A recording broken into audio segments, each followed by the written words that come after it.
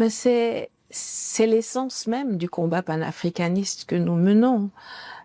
C'est de revenir vers des grands ensembles qui ont été détruits par l'arrivée des colons à l'époque, qui nous ont fait croire que nous n'étions rien, que nous étions des sauvages, qu'ils nous ont tout apporté. Pourtant, tout ce qu'ils gardent dans leur musée là-bas, c'est chez nous qu'ils l'ont pris. L'Iran a la force dans sa connaissance de son histoire et il tire sa force aussi de sa religion quelque part. Parce que la religion chiite est construite autour du martyr. Donc vous allez les tuer, vous allez tuer leur leader, vous ne faites que en même temps renforcer la volonté des gens de se battre. Parce ils grandissent en sachant que si je meurs pour mon pays, c'est que j'ai fait quelque chose pour ma civilisation. Donc pour eux, c'est un honneur. Donc quand vous avez en face de vous des gens qui sont dans ce cadre psychologique, dans ce cadre métaphysique, c'est un peu difficile de les battre. Thomas Sankara, lorsque Thomas Sankara disait qu'on peut tuer un homme, mais on ne peut jamais tuer ses idées. Lorsqu'un peuple connaît son histoire, quand il sait que ses ancêtres se sont battus corps et armes, se sont battus avec des lance-pierres contre des chars, contre des avions de chasse, il arrête complètement de mendier, il arrête la mendicité, il exige le respect. Le but actuel du panafricanisme, c'est de reconquérir cette image, c'est de reconquérir cette fierté que l'Afrique a longtemps perdue. Parce qu'aujourd'hui, les Africains ont perdu cette fierté. Les Africains ne veulent plus se battre pour défendre leur pays. Les Européens ont fait toujours croire aux Africains qu'ils étaient des barbares, qu'ils étaient des vauriens. Leur vie ne vaut absolument rien. On en fait croire aux Africains qu'ils étaient nuls. Leurs héros, leurs grands leaders ont été assassinés. Les Occidentaux, ils ont ramassé toutes nos œuvres et les installé dans leur musée. Voilà la réalité. Le but actuel du panafricanisme, c'est de reconquérir cette fierté. Lorsque les Européens nous ont dit que nous étions des barbares, pourquoi ont-ils ramassé toutes nos œuvres d'art et les installé dans leur musée? C'est de ça qu'il s'agit. Pourquoi ont-ils fait ça? Pourquoi ont-ils gardé tout ça dans leur musée? Ils refusent de nous les restituer. Voilà la réalité aujourd'hui. Le but du panafricanisme, c'est de reconquérir cette fierté qu'on a longtemps perdue. Concernant l'Iran, Nathalie Yamb, quand elle parle de l'Iran,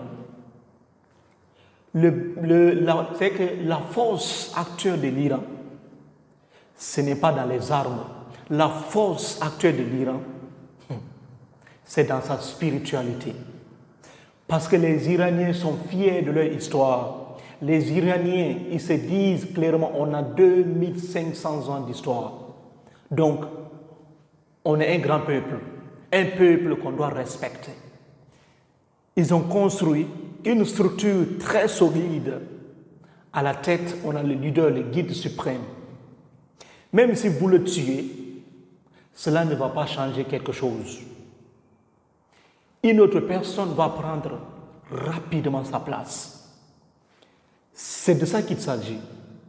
Les Iraniens sont habitués à ce qu'on appelle martyr. Pour eux, mourir, c'est une fierté. Mourir en étant martyr, c'est une fierté. La mort n'est pas quelque chose d'étrange pour les Iraniens. C'est pourquoi ils se battent. Et c'est l'une des raisons pour lesquelles les Européens, les Américains n'ont pas réussi à piller l'Iran. Vous coupez une tête, 3, 4 autres têtes vont remonter. C'est ça la réalité. Lorsqu'un peuple connaît son histoire, ce peuple ne va jamais mendier, ne va jamais échanger son respect. C'est impossible. Ce peuple l'exige. C'est de ça qu'il s'agit. Et les Africains ont perdu cette fierté. Il faut reconquérir cette fierté. C'est de ça qu'il s'agit. Lorsque Nathalie Yam parle du panafricanisme, le panafricanisme actuel, c'est ça.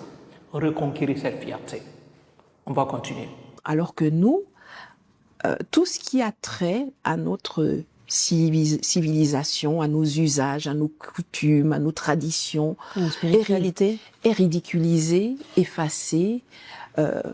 Les plus intelligents sont ceux qui parlent le mieux le français. Il faut aller à l'église, il faut aller à la mosquée, il faut aller à la synagogue même. Mais quand tu veux pratiquer ta spiritualité africaine, traditionnaliste, on te regarde comme si tu es un sorcier ou un arriéré. Aucune civilisation ne peut perdurer si elle renie ses traditions et sa spiritualité. Aucune.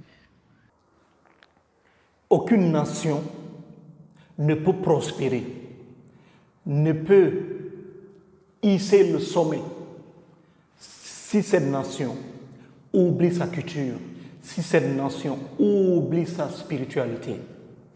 Aujourd'hui, sur le continent africain, les Africains ont perdu cette spiritualité. Parce que l'Européen a réussi son pari.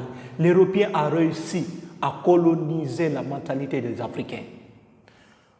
Chez les Africains aujourd'hui, l'homme le plus intelligent, c'est celui qui parle très bien le français. C'est celui qui sait s'exprimer correctement le français. C'est celui qui s'habille comme un Européen. C'est celui qui mange comme un Européen. C'est celui qui chante comme un Européen. Voilà la réalité aujourd'hui de l'Afrique. L'Afrique a perdu cette fierté. L'Afrique a perdu cette tradition. C'est extrêmement grave. L'Afrique n'a pas de religion, il faut le dire. Très peu de peuples ont sauvegardé leur religion. Donc, il y a un sérieux problème. Le peuple africain ne sait plus où il est. C'est pourquoi Senghor, lorsqu'il disait « L'homme noir n'est pas un homme nul. L'homme noir est un être qui sait qu'il est noir. Mais aujourd'hui, l'homme noir a oublié d'où il vient. L'homme noir a oublié sa tradition. Si un peuple ne sait plus où il va, ce peuple devient esclave. Ce peuple se soumet à la volonté des autres. Si vous regardez aujourd'hui le continent africain, toutes nos cultures, la grande majorité de nos traditions disparaissent. C'est ça le vrai problème aujourd'hui. Tout ce qu'on fait aujourd'hui, c'est une copie-collée de l'Occident. Il faut parler comme un Français. Il faut t'exprimer très bien. Il faut t'habiller très bien. Si tu ne parles pas engorgeant, si tu ne parles pas bien, on va toujours se moquer de toi. Et les autres pays s'en foutent. L'Iran n'a pas besoin de parler une langue étrangère c'est-à-dire pour développer son arsenal nucléaire. La Chine n'a pas eu besoin d'utiliser l'anglais pour développer aujourd'hui son pays. Les Africains ont perdu cette spiritualité. Les Africains ont perdu cette valeur. Et le but réel du panafricanisme moderne, c'est de reconquérir cette image que nous avons perdue. C'est ça la reconquête. Il faut les reconquérir. Toutes les autres nations du monde gardent leur culture. Si vous regardez bien, Donald Trump, il est aujourd'hui en Chine. Regardez comment Donald Trump, il est accueilli. Tout est à la chinoise. C'est de ça qu'il s'agit. C'est le modèle chinois, le comportement, la culture chinoise. Les Chinois n'ont jamais nié leur culture. Les Japonais non plus. Chaque peuple garde sa culture. On n'a pas dit de prendre toutes vos cultures, mais prendre une grande partie, les parties qui sont essentielles. Mais l'Africain aujourd'hui, on dit de n'importe quoi. On oublie complètement la nôtre, au profit de notre culture. Comment on va progresser? C'est de ça qu'il s'agit. Continue. Vous regardez la Chine, elle n'a jamais renoncé à ses traditions et à sa spiritualité. Elle n'en a jamais fait. Mais nous, on prend les choses que les autres nous donnent et on érige ça en benchmark pour juger si les gens sont intelligents ou non, bien ou pas, méchants ou gentils. Si on ne se connaît pas soi-même, si on ne se construit pas autour de ses fondamentaux, si on oublie son histoire, et tout a été fait pour que nous l'oublions, je veux dire, les livres d'école qu'on utilise aujourd'hui sont encore sortent des imprimeries à l'étranger. Et là, je suis désolée, on va pas accuser la France ou les États-Unis pour ça. C'est-à-dire que pour changer les livres scolaires, c'est vrai que quand vous voulez changer les livres scolaires, on vous met des pressions de l'autre côté. Tout a été fait pour que le noir reste toujours bas. Tout a été fait pour que le noir soit toujours dominé dans le monde. Les impérialistes, ils ont compris quelque chose que nous, Africains, on n'a pas compris. Le noir, il est extrêmement fort. Le noir, il est extrêmement puissant. Il est très, très intelligent. Mais le plan a été fait de telle sorte que le noir puisse rester là. Parce qu'ils savent que lorsque l'Africain se réveille, c'est toute la planète entière qui tremble. Il faut voir les grands savants du monde. Surtout même quand on parle de l'histoire africaine, les grands savants qui ont démontré par A plus B que les premiers habitants de l'Égypte antique étaient des Noirs. C'était un Africain. C'est-à-dire, si tu prends l'histoire du monde, les Noirs ont contribué énormément au progrès de l'humanité. Les droits de l'homme ont commencé où? C'est en Afrique. Les Noirs ont fait énormément beaucoup de choses. Mais aujourd'hui, on a oublié tout ça. Ce sont les impérialistes qui ont écrit l'histoire des Africains. Et si vous laissez quelqu'un écrire votre histoire, il va toujours se placer en haut et vous laisser en bas. C'est de ça qu'il s'agit.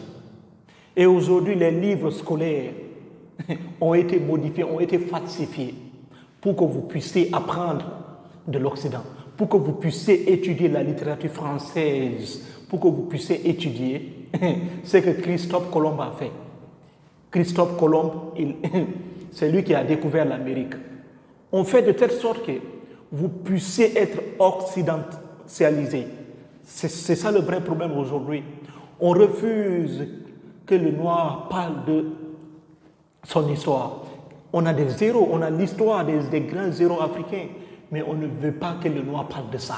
On ne veut pas que le noir enseigne ces révolutions-là dans les écoles. L'histoire de Thomas Sankara, elle est très très riche. L'histoire de Lumumba, l'histoire de Kwame Nkrumah, l'histoire de Cheikh Anta Diop.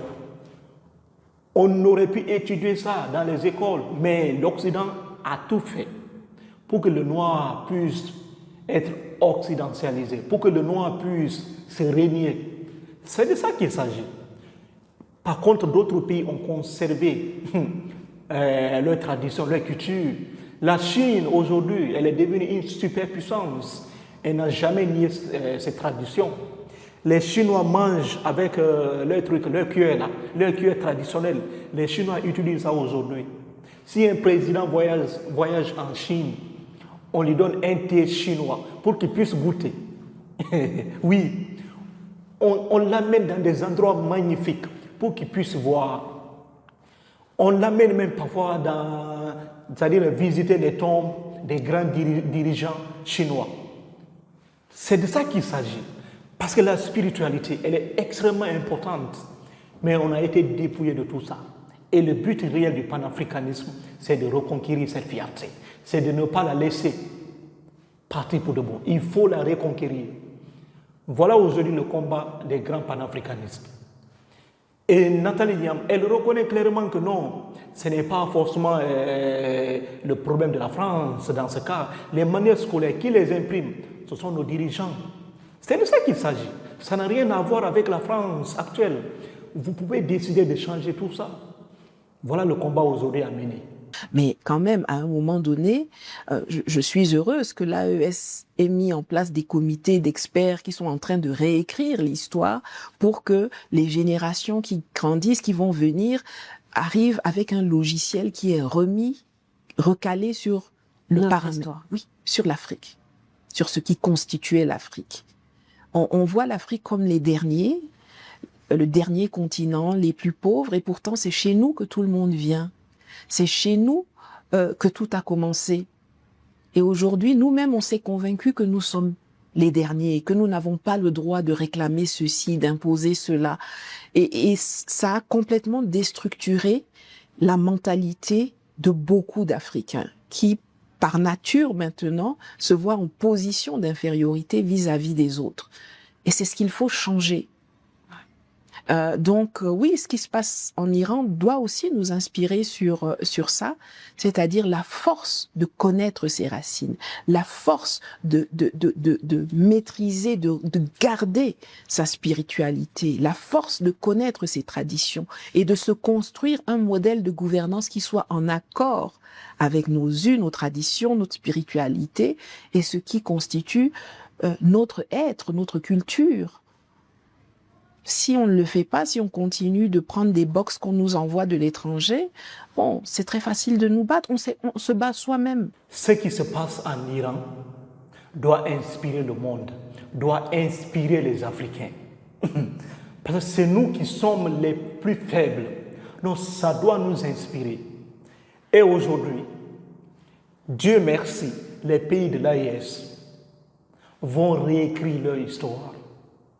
Ils ont organisé un comité d'experts.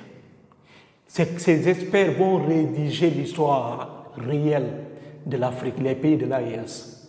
Ils vont commencer à réformater.